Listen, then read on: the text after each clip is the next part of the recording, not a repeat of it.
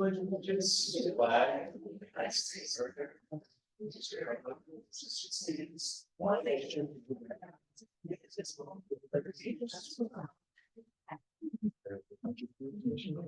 not have any presentations. Before we get started, I would like to say thank you everyone for attending tonight's meeting. Before we begin, I will remind everyone that our meetings are live streamed to the public and recorded to be accessed for future viewing by the public. Your conversations while at the meeting may be picked up via the microphones used to record the board discussions during the meeting. Please be cognizant of this throughout the meeting. Thank you. Board of Education Subcommittee reports. Yeah, we can start with. Okay, budget presentation.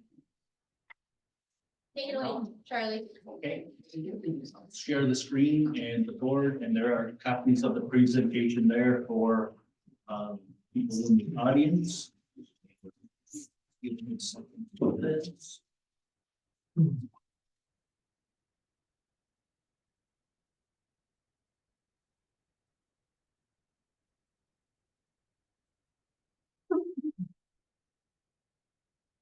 Okay. So we're getting to a point where the Board of Education will need to adopt a budget for put before the public. And tonight, I'm hoping to summarize where we are at this point and give some information on what we may need to do, based upon what happens with the state budget, as well as we've talked about exceeding the tax cap if that were to not come through for us. So first, a lot of review, and I'll try to go through this pretty quickly. I know that people really want to get to the last 4 or 5 slides, but part of what the Board of Education's responsibility is to develop the budget for the school district. And they rely heavily upon the administration, the school community for input into that, obviously. We like to think that the administration and us, we know what we're doing or are involved and make the recommendations that are best for the kids, and hope that we receive the support of the board. In the end, it is the Board of Education's budget, and they can make that final determination. School budgets, there's unpredictability, as there would be in anything that you're trying to forecast 12 to 15 months out, as you would expect. Part of that is we rely upon New York State for a significant amount of our aid. At this point in time, there's not a state budget, so we don't know exactly what's going to happen with our state aid, and that is a issue this year, and we'll talk about that. And the next bullet talks about where we do get our money from.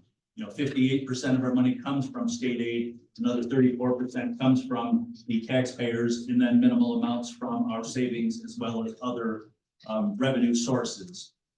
And with that all in mind, I think the Board of Education takes the approach that when they're developing a budget, they recognize that there are financial limitations of the community, so we can't just ask for unlimited amounts from the community, but they also want to do the best job that they can for the students and the school community. So they balance those two things to try to come up with a budget that does the best it can to meet everyone's needs, both the taxpayers and the students of the school district. So some considerations that we had this year that we have not had in past years, or at least this first one. And we knew this 3 years ago when some funds were awarded to us as part of the pandemic relief from the federal government. That will be ending at the conclusion of this school year. We've been able to implement some programs. We've been able to build some fund balance with that money. The money is to the tune of about $3 million that we've received over the last 3 school years. So we know that that's ending, and because that's happening, we started talking about the budget in October more so than in January, which we would typically do. One of the things that's been stressed as previous meetings is really that some of those programs that were implemented through the funding from the pandemic relief grants is that the administration thinks that we need to keep them. There's the needs of the students that the educational gaps that occurred as a result of the pandemic, and that's being put forward as areas that we would like to keep moving forward. And unfortunately, know that we aren't going to be able to see that funding from the federal government in 24-25. We wouldn't expect to see that necessarily from the state government, though we could be hopeful of that. So with that in mind, the administration very specifically put forth a recommendation of let's try to exceed the tax cap, go to 5.5%. Our tax levy limit was 2.35%. That additional amount would allow us to preserve some of those programs. Title I math program, Title I reading in our middle school, as well as a elementary guidance counselor position. So those things were part of the recommendations that administration made, and the Board of Education supported that at their meetings throughout the budget process. Another thing that's happening in 24-25, somewhat as a surprise, but you never can really tell what's going to happen with state aid. But as we were moving forward, in October, we estimated or anticipated, we've seen 3% increases in our foundation aid for each of the last 3 years. So we projecting that to happen again in 24-25. The governor, when she came out with her budget, actually reduced our foundation aid by 1.25%, causing a pretty substantial gap there in our state aid of what we had originally anticipated, about $15.5 million, and what we are expected to get under the governor's proposal, about $15.1 million. So a $400,000 gap that was created since that October budget was produced, and then the governor presented her budget in mid-January. We would hope that by now we would know what our state aid number was going to be. The state is required to have a budget by April 1st, today being April 2nd. They still at this point do not, as you're well aware. I expect they will within the next week or so, and we'll probably have a better idea. But today we don't know exactly what's going to happen with our state aid. You know, the governor proposed her number in January. The legislators will negotiate with her, and there will be a final number, hopefully closer to an increase that we had originally projected, but we really won't know until the final budget is adopted. A couple other things that we always want to take into consideration is, you know, we do appropriate fund balance, and we've been able to build some fund balance over the last 3 years with the assistance from the federal grant monies. But just because we built some fund balance doesn't mean that we should necessarily appropriate and look to spend that all in one fell swoop in 24-25, or look to take too huge of a chunk out of our savings in any given year. You know, that money, if you do truly start to erode it, doesn't come back, and eventually it's just leading you to a fiscal crisis. And we've been a district that has been on fiscal stress lists before with New York State. We've been able to stay out of them to a large extent because of the funding from the federal monies, but we have to be careful in how much of our fund balance we do appropriate in the 24-25 school year. And then also, you know, we look at what our revenue increases are. You know, we talked about the tax cap. There'll be a slide in a few minutes here. Our average has been 2.45% since the tax cap has been in place for the last 12 years.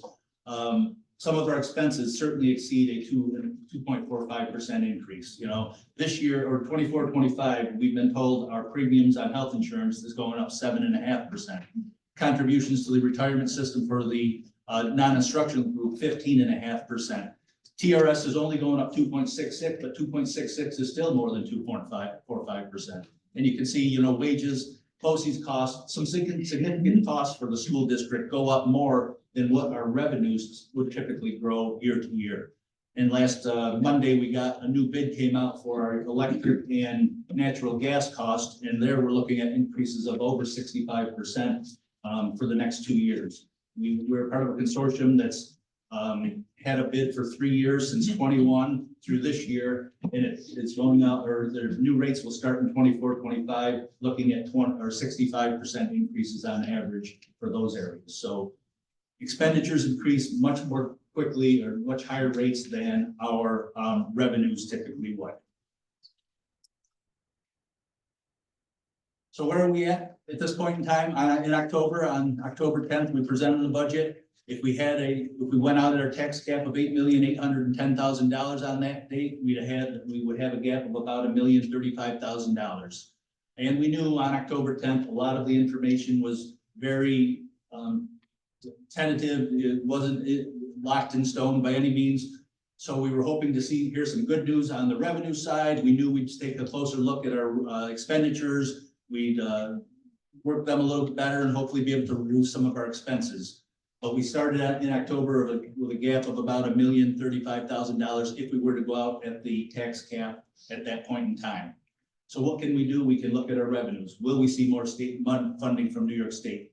Should we exceed the tax cap? We look at our expenditures. What's happened since then? We've known of some retirements. We know about some movement of our personnel. We've looked at some of the programming in BOCES and other areas, and I'll show you those in a few slides. And again, our fund balance. We can look at what we're going to do with that to help alleviate any budget issues for 24-25. There's questions as I'm going through this, certainly just shout them out, anybody. Just kind of going through where we've been and where we've gotten to this point. So looking at each of those areas, the governor, again, made her proposal and looked at a reduction in our foundation aid. So instead of the gap being $1,035,000, we added another $370,000 to that gap, basically, because her aid was lower than what our anticipation was on October 10th. Second item up here refers to the increasing the tax levy to 5.5%. Very specifically, this is what we want. This is what the administration believes is necessary to maintain programs that were implemented during or subsequent to the pandemic with funding available as a result of the pandemic. So that increasing from 2.35 to 5.5% increased our revenues, that $270,000. As we've looked at expenditures, we can look at reducing them by about $380,000 to this point. We've recommended increasing the use of our fund balance by another $250,000, and we would tap into a debt service reserve for $100,000, which would be used specifically to fund a capital outlay project that we would look to reinstitute in 24-25.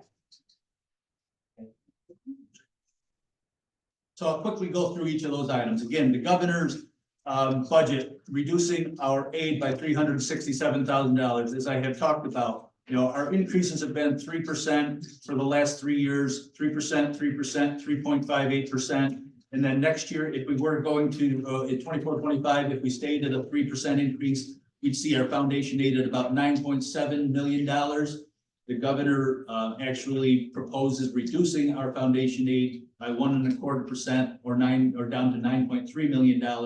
So there's a gap of about $400,000. I had 367 on the prior slide. There's some movement in some of our other aids, but basically the foundation aid reduction that the governor is proposing is a significant hit to our originally proposed budget.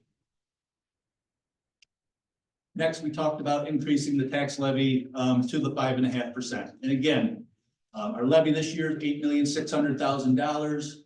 The calculated tax cap, $8,810,000. The administration really would like to and is hopeful and is very thankful that the board has supported putting up a budget with 5.5%, which would generate another $271,000 of revenue.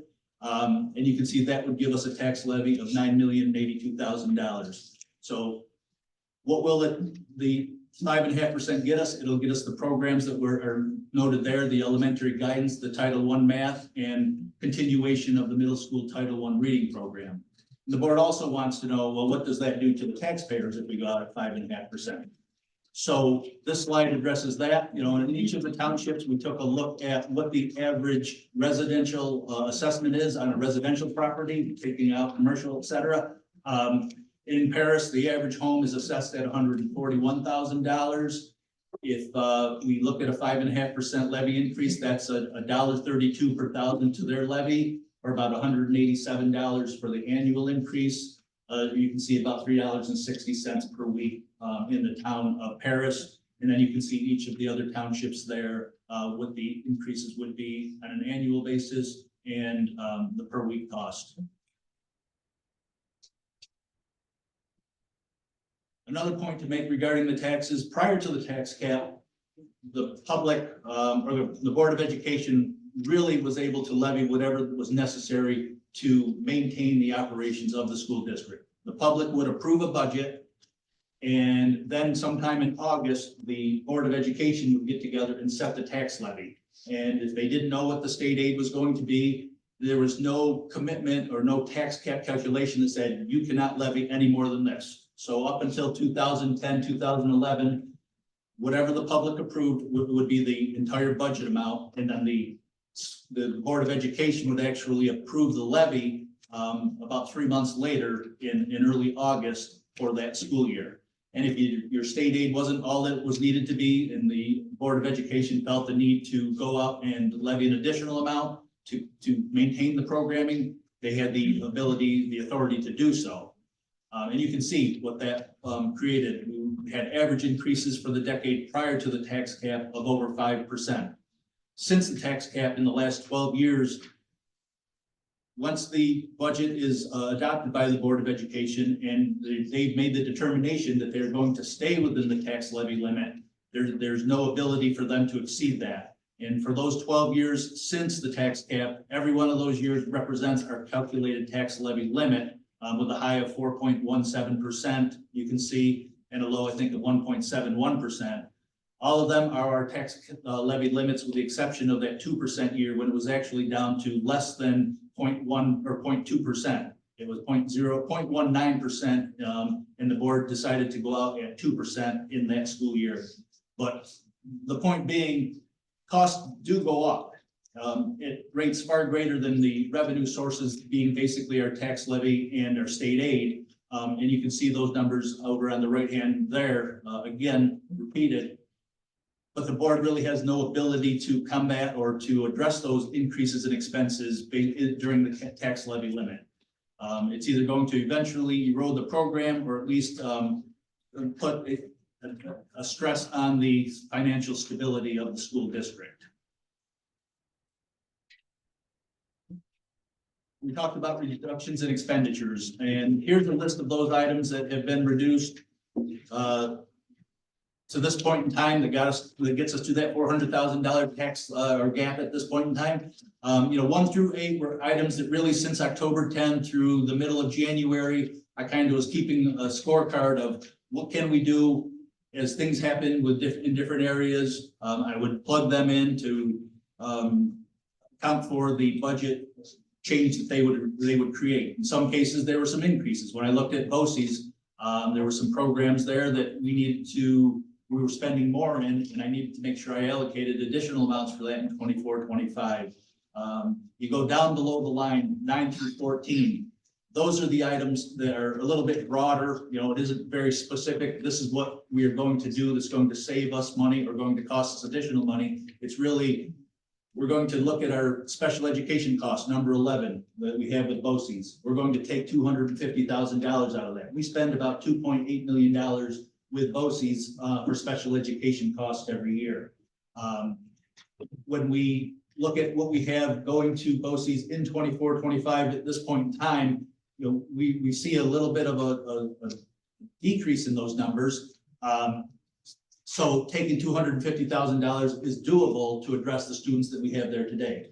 But it also cuts us thinner with any contingencies that we have should there be an increase in those special education numbers in 24-25. So you want to say you're going to budget to what you need, but with some of our parts of a budget in a school district, you don't know what you're going to need until really the year is begun and it's even completed. So you try to keep some money in there to be able to address that. And we're cutting it tighter based upon those numbers below number 8, 9 through 14, as you can see. Equipment, that's not a problem. We'll just say instead of buying $50,000, we've only got $30,000. We'll look at our contractual items and we'll take money out for that. And that the $25,000 there is really because of that capital outlay project. We're going to address a larger number of the doors in the elementary school than we would if we had to do it through the general fund. So any questions on any of those reductions in the expenditures?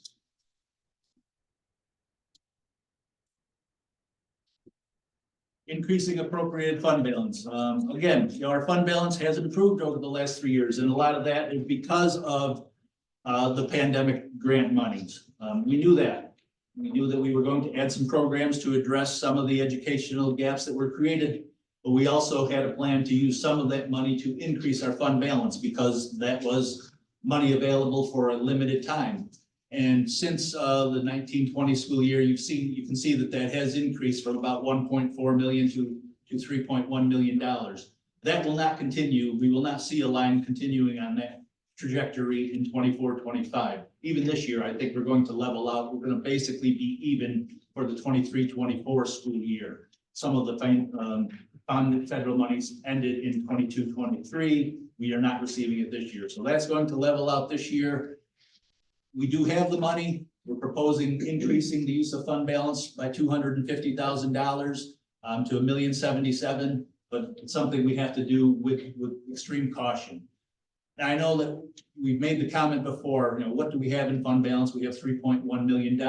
If we appropriate $1 million, that lasts us 3 years. The point I'd make here is we've appropriated $700,000 to $800,000 every year for as long as this chart and this graph has been in place, and we don't lose $700,000 a year. There is contingency money built into the budget. We hope to certainly realize some more revenues than what we budget, though those are much more restricted. We know what we're going to get in taxes, and generally we know what we're going to get in state aid. There might be a miscellaneous revenue source that might be a one-time that might help us boost that in a given year, but our revenue sides are pretty static. It's generally the expenditure side where there's some variability, and we hope that we built in enough contingency that we don't at least take a huge chunk out of our savings or our fund balance in any given year. Any questions on that? So we say $3 million, that's a lot of money to have in the bank, and it's a decent amount, certainly as much as we have had in Sequoia at any point in history. But when you take a look at Sequoia in comparison to other school districts in our area, and these are the other 11 components, plus our neighbors, Mount Markham and Frankfurt Schuyler, that $3 million on a $25 million budget represents about 12%. You look at the other school districts, there's only one as of last June 30th that had less of a percentage of their budget in their savings than the Sequoia Valley School District. And there is, your fund balance can only be 4%. 4% is the unappropriated fund balance. Districts can save money or put money into reserves for many reasons. Increases to the pension contributions you can have reserves for. Capital projects you can have reserves for, and that's what many school districts do. And that's where they're able to have a much higher amount in their savings than that 4% statutory amount, which is the undesignated fund balance limit. And lastly, one thing that was proposed was to implement or reinstitute a capital outlay project. And to do so, we wanted to be able to do it without impacting the taxpayers. So this line graph kind of shows what has happened to our debt service fund in the last year. And that's where we would look to that $100,000 to fund the capital outlay project. That money is basically generated because we have a capital project ongoing at this time. We borrowed $10 million last June. We paid our bills as contractors have completed the work to this point in time. But the money that we've been able to hold on to, because interest rates have been decent, we've been getting 4.5%, 5% plus on the monies that have been in the bank. That's allowed us to actually improve our debt service fund by that $125,000. $100,000 we would look to reinstitute a capital outlay project in 24-25. And again, we can't redirect that money to fund non-capital programs. So it's not like, well, if we don't do a capital outlay project, can we use it to pay for teachers? The answer is no. It really has to go to a capital program. That's the recommendation for that $100,000 there. So again, those are the items. We had the $1 million gap back on October 10th. We talked about what's happened to state aid, increasing our tax levy beyond the tax cap, some reductions in expenditures, using more fund balance, and looking to the debt service fund to fund that capital outlay project to get us to a current budget gap of $400,000. So what's next? By mid-October, mid-April, and with our next board meeting being 2 weeks from tonight on April 16th, that would be the next and the only opportunity that the board would have to adopt the budget. We could do it 1 week later if we needed to do an emergency meeting, but 24 days before the budget vote date is the last day that the board could adopt the budget. Based upon our schedule, our next meeting on April 16th would be the date that the Board of Education would look to adopt a budget. Okay? Right now, New York State doesn't have a budget. Will they before April 16th? We certainly hope so, and that will let us know more concrete, what will our foundation aid be? Will it be the number that the governor had proposed? If it is, that's not good news for the Sequoia Valley School District for sure. Will it be increased based upon negotiations with the legislators? We hope so.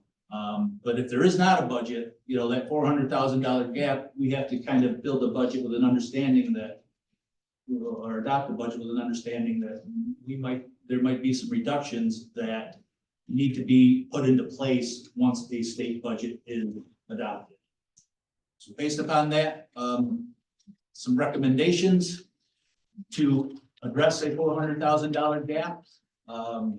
We would look at eliminating a teacher aide position, a teacher assistant position. A is actually a teacher assistant position, a teacher aide position. We'd look at some reductions in our athletic and co-curricular programs, reduction of art staffing as well as music department staffing potentially, a reduction to our reading program, a reduction of an alternative education slot at BOCES, reductions to the sociology and psychology courses that are through BOCES, and then we'll look at contractual and reduction of speech services. And administration has met and reviewed this many, many times. There are a number of other items that can go beyond the $400,000 reduction that that hurt even more so, at least in the opinion of administration. So, you know, this is kind of the recommendation if we don't get additional state aid from New York State of where we would look to address this. Even if we do get additional money from New York State, does that mean that all of these things are back into our budget? My opinion would be no. I think that we still need to look at, we're using $250,000 more of fund balance. So the board has to take that into consideration also. Are there some things that we should look to eliminate, especially if it's in an opportunity when we have, you know, reductions as a result of a retirement, where it isn't really impacting a person who is retiring from the school district. So that's just my 2 cents on, once we do hear from New York State, what will the final recommendation be? It may not necessarily mean restore everything that's on this list. Comments or questions on that? Okay, just a couple of things. Do we have a sense of where the other districts are with an increase based on facing the same situation we are? Are there other districts at 5, 6, 4% out there? I do not believe there are, but I don't know that for a fact. I think that some have recommended it. I don't know that they've decided to do so. It's not a final decision. So this is the gap that's basically created as a result of, in my opinion, the reduction in state aid from the state. The other thing that we are planning, as you're alluding to, Tony, is going out at 5.5%. So if we don't, and the 5.5%, we won't know if that's approved or not until May 21st when the budget vote occurs. And the purpose of that really is to maintain some of the programs that were implemented since the pandemic. And if the budget were to be defeated on May 21st, these would be the programs that would be in jeopardy of being eliminated from the school district. Not necessarily saying that they would be the programs, because certainly administration believes very definitely that these programs are necessary, and they may look at recommending some other things to the Board of Education. But the real purpose of, we're willing to go out and ask for 5.5% because we think it's that important to the community, to the school community, to maintain these programs. And that was the recommendation again of administration that the Board of Education had supported back in late January. So budget defeated on May 21st. There's still a pretty significant gap, about $270,000. And these are some of the areas that would first be looked at to rectify that deficit as well. What will our budget look like? You know, without a state budget right now, my recommendation would be to go out and propose a budget of $26.6 million. That includes all of the programming that was referenced in the last two slides of being eliminated, but understanding that some things may still may need to be eliminated because of either the budget being defeated on May 21st and or our state aid not coming through at that 3% increase to foundation aid. So $26.6 billion budget, about a 6.6% increase. You look at what our debt's going up, $600,000, so $1 million increase, about a 4% budget increase without taking into account the debt service. Where do we get that money? The two items here kind of address that are highlighted. State aid of $15.5 million. That was our original number basically back on October 10th. If that is not where we end up with money from New York State, then we would have to look at the programs that exceedingly taxed, or we would need to look at those, that $400,000 of reductions. And also in the lower right-hand column, that 5.5% tax levy increase. Those are the two real variables, I would say, to our budget planning for 24-25 that are still not set in stone at this point in time. So with that, we will hear something I would expect from New York State, but one way or another, 2 weeks from tonight, we will have a budget that we will present to the Board of Education for their approval. And we can talk now, or we can talk then, or between now and then. Any concerns or thoughts that the board or anybody in the audience has regarding this budget? I'll open it up to questions. The 6.6%, that's based on not having the governor cut the 3%. Correct. It's still 6%. No, that's, yeah, that's not reducing us by, well, if she cuts us, then we could cut up to 400,000 and the 6.6 will go down.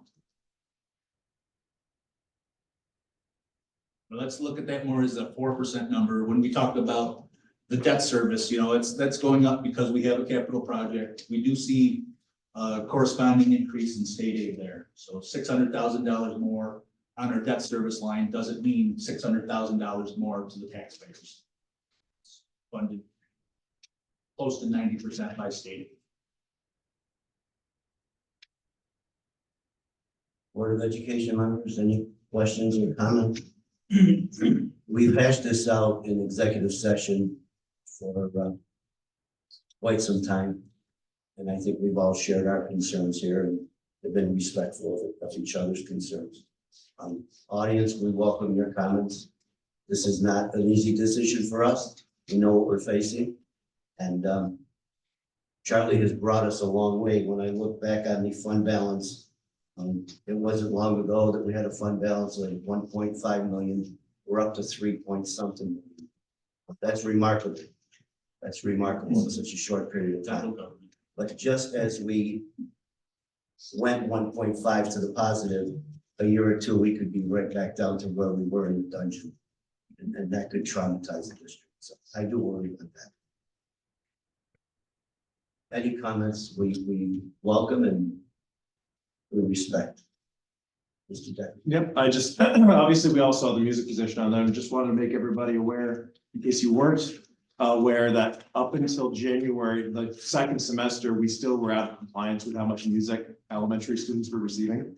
And now, second semester of this year, so we hired Claire last year and reinstated that position, but it wasn't until January of this year that we finally got up to the mandated amount of time for music instruction. So I just wanted to remind everybody that music is required K-12, and we're finally now meeting those mandates. So if we were to eliminate a music position, we would be back where we were in 2016 and be completely out of compliance again. So it's not just from a music perspective, but I know teachers require that time for planning purposes, and there's a whole bunch of other things we can talk about, but just to keep that in the back of your mind.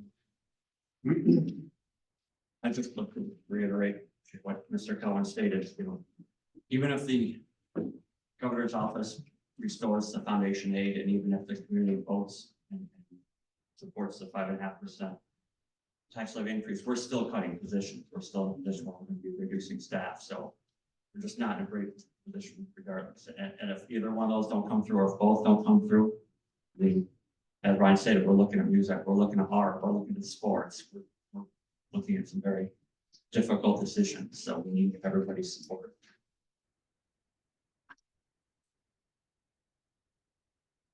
Do you want to talk again about the number of staff that don't come and vote?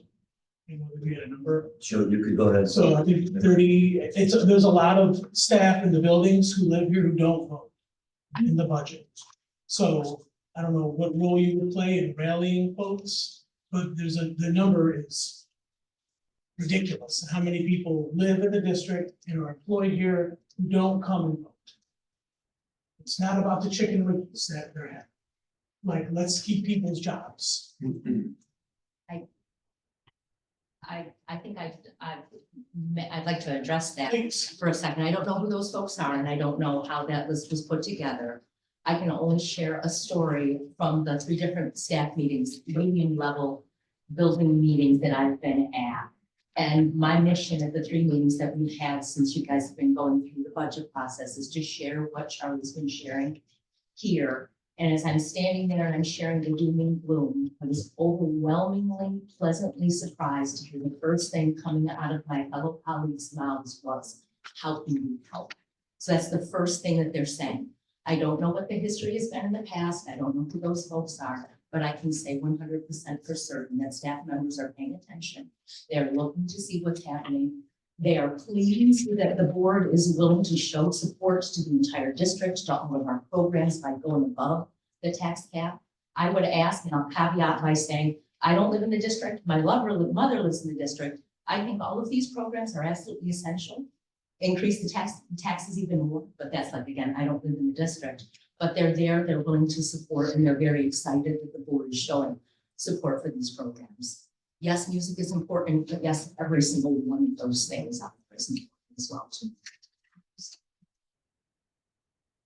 Yes, sir. What is the tax cap right now? For this year? Point, 2.45. 8,600,000 this year. We're in, it could go up to 8,800,000. So what's the percent? 2.35. So what my recommendation would be, we do 5% on top of 2.45. That would be my recommendation. What does that do to the budget? And how does that break down in a house by 100,000 assessed? So if you were to go at 5 over the tax cap, you own $100,000, $200,000, $300,000 house, is it $150? Is it $400?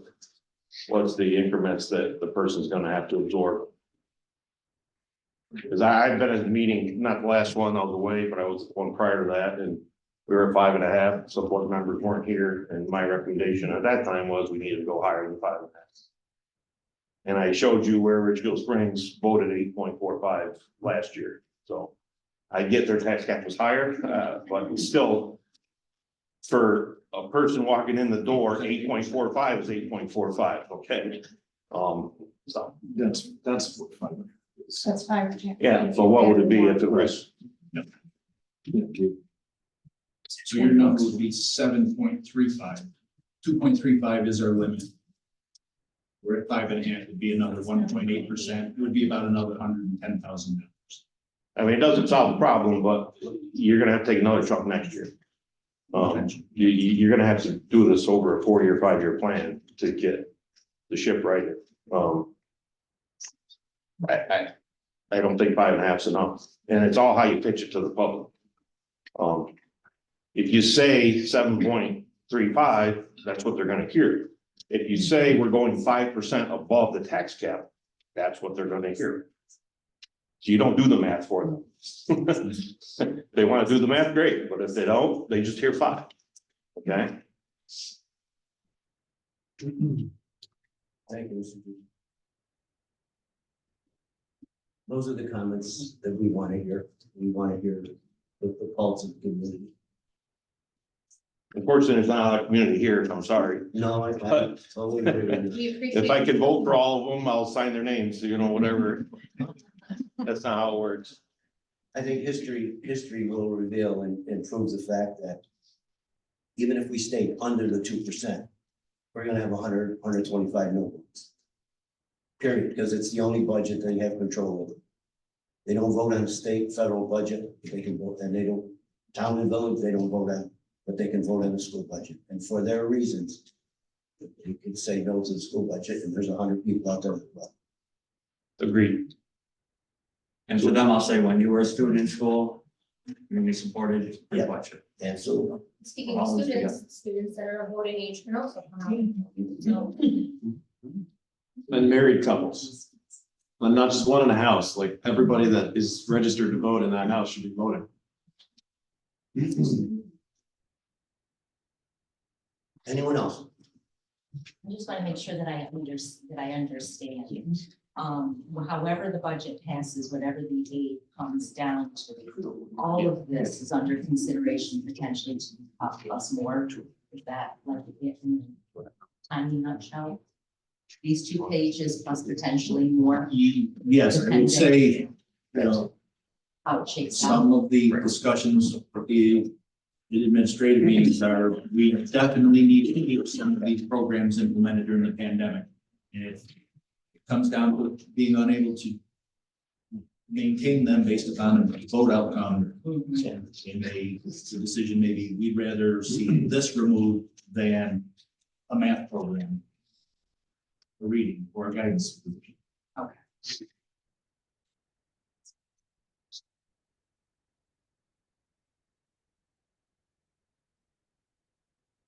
7.5% is the final number from the Medicare Consortium. Yes. 7.5% increase to a health insurance premiums. Have they ever voted the school budget down? I mean, since I've been, yeah, they just want to. Depends. In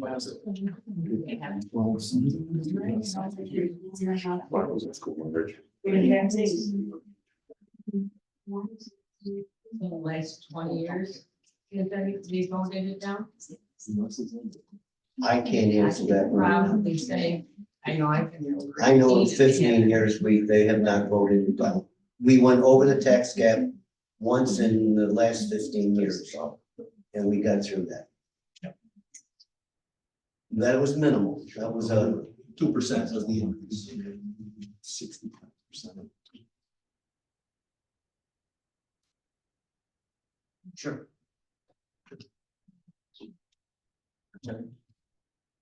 Sure.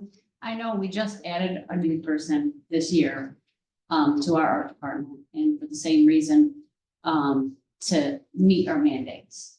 So that's what our concern is, to give our kids more enrichment, more time, which we weren't getting, and to meet the mandates that we weren't because we were short-staffed.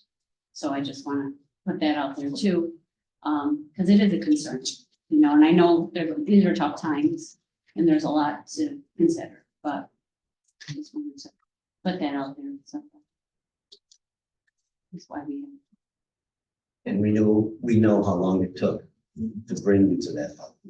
That's all. It's been discussed. It's been torn apart and it's been discussed. So,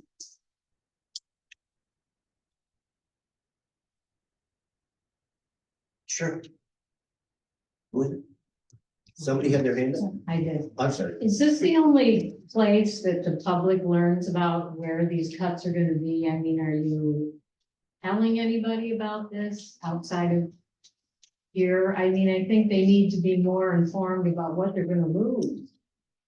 You mentioned that the only people that come to vote no are the retired people, and the families don't vote, but there has to be a way to let them know what they're gonna lose. Right, well, I'll answer that. So we're utilizing the News and Views, the school newsletter. We'll also be utilizing social media as the budget vote gets closer. I've also met with the Rotary Group. I'm meeting with the Lions Club next week, and I'm looking to look at other organizations and we need to discuss. Unfortunately, even though sometimes those groups are small, but you can talk to 5 or 6, 10 people that go out and spread the word. But if you have any suggestions, we're all ears. if we have to, we'll go door to door. I think people are telling me they don't want to hear about it anymore, that I want to raise taxes. So they don't want to hear about it, but they still hear about it. But they still need to hear about. Oh, they hear, it. They just told me they don't want to, but I don't care. I tell them anyway. But yeah. That's me. I'm sure everyone else probably does the same thing. Yeah, we spoke in front of the community at some of the recent concerts. We'll continue to do that at sporting events where we develop little one-page pamphlets to distribute. To be somewhat optimistic, all the information that we are receiving from our elected officials, unless something happens drastically, it doesn't look like the governor's proposal is going to be accepted. There may be some mediation there, but I think we're going to see some increase in state aid. To what extent, we don't know. But I think the senators, the assembly, I think they are 100% behind us, and it's in documentation. They've joined together. It's not one party it's not separate parties. They're unified advocates for education. So I think we have that in our favor. I think the decision is going to come down to, if we see an increase in state aid, what do we do with our tax increase at 5.5? What do we do with the fund balance of money we're spending that we may need a year or two down the road? And then what are we doing for positions that are being affected? So I think we have a very difficult decision. If we get anything back from the state, how is it going to be applied to the budget? And that's where we are. Everything's a priority. But we'll get there. We've been in a situation similar to this, and we've gotten through it. And the last time we were in a situation like this, we didn't have a 3.1 fund balance either. We had much less, and we used half of that in the budget. Remember, when we use money from the fund balance and apply it to the budget, that's already accounted for next year. You're committed to that for next year because you can't raise that money that you borrow. You don't know what next year or 2 years. Dave, anything else? I'll take Mr. Collins. Charlie, good job. Thank you.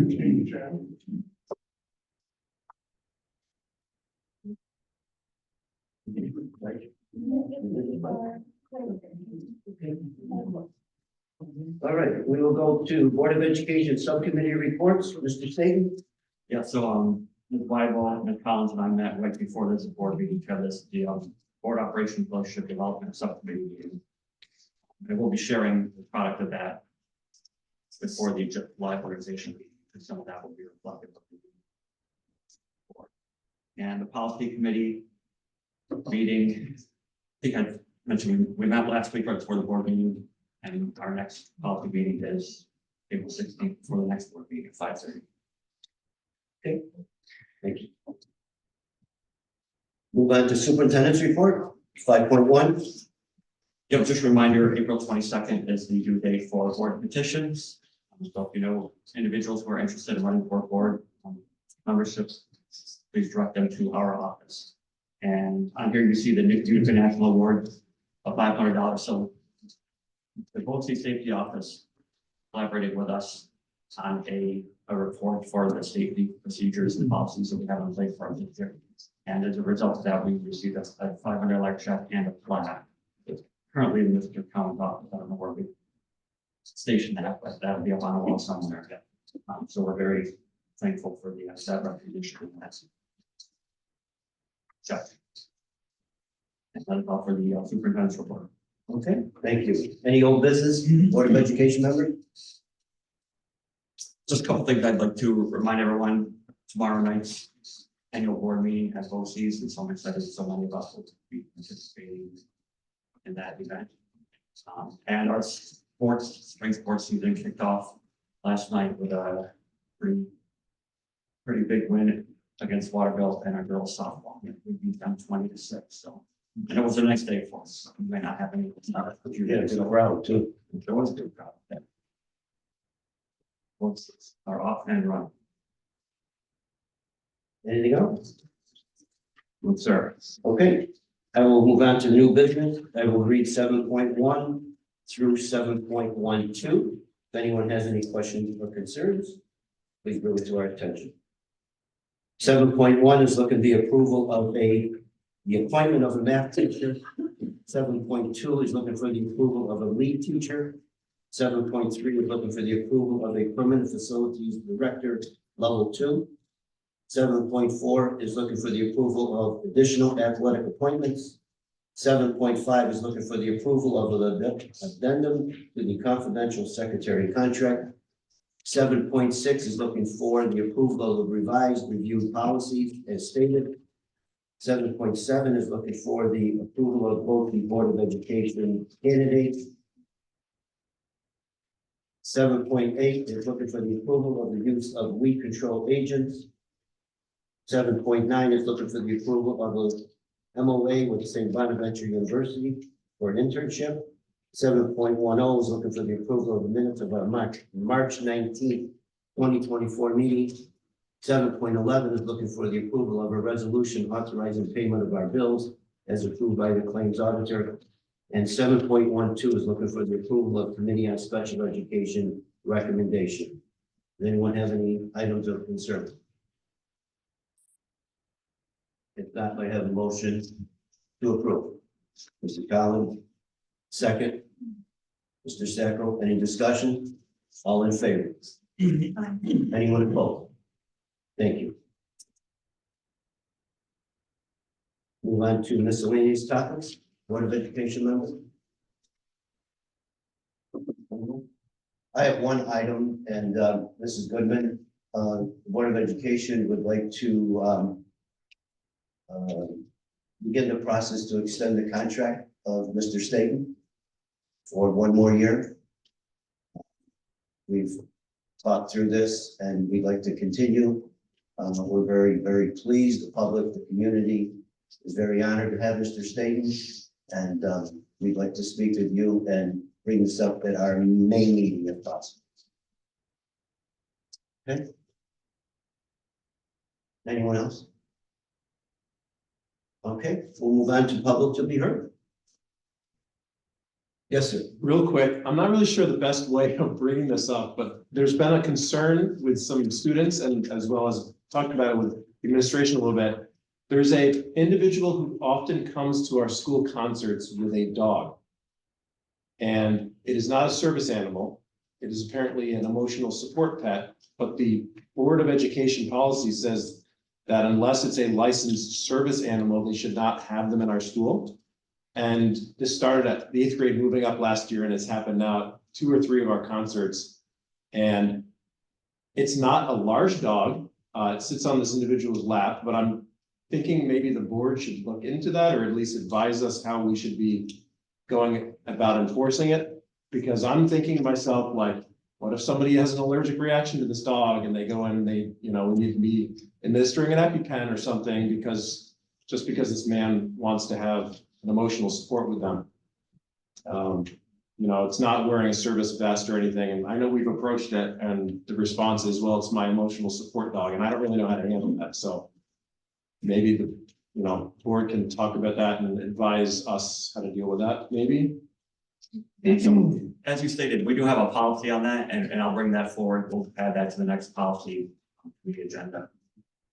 And then It does say service animals, but it doesn't mention anything about emotional support pets. right, and a lot of times before we revise our policies, we reach out to the policy service to see if there are updated templates. So they may have something that has different language, but we'll certainly look into that. And I'll make sure I'm present. I attend the conference. I'm missing this dog. Yeah, well, the 2 vocal concerts has been right in the front row staring down the altos and some of the girls are like, what do I do with this beady-eyed dog staring at me? You know, like, I don't know. I'll get back to you on that. So, Good luck. I mean, I'm all for dogs, but. It's a rough topic to talk about.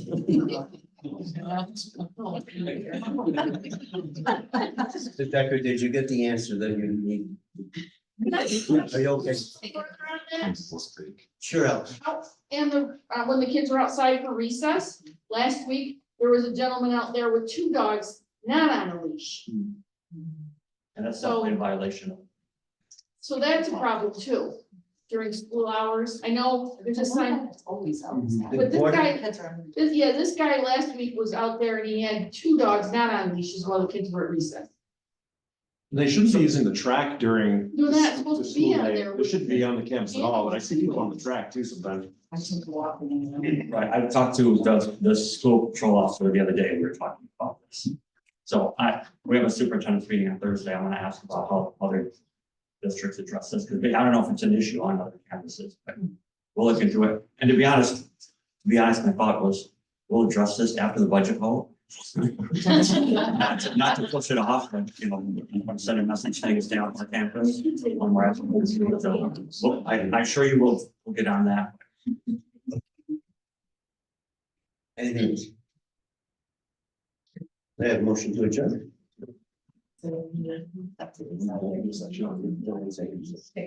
All right, yep, I'll grab the tickets. I need to take a ticket. Okay.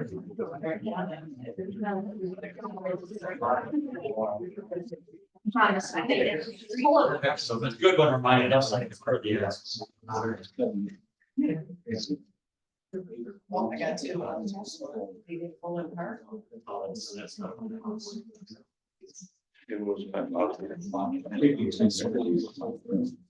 All right, that's 3 digits, 7, 3. You got a dog, you got a big, I can't see what.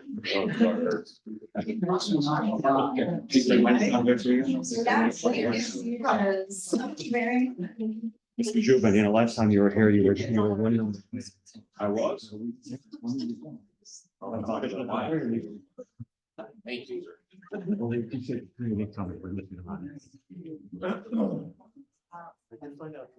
No, not sure.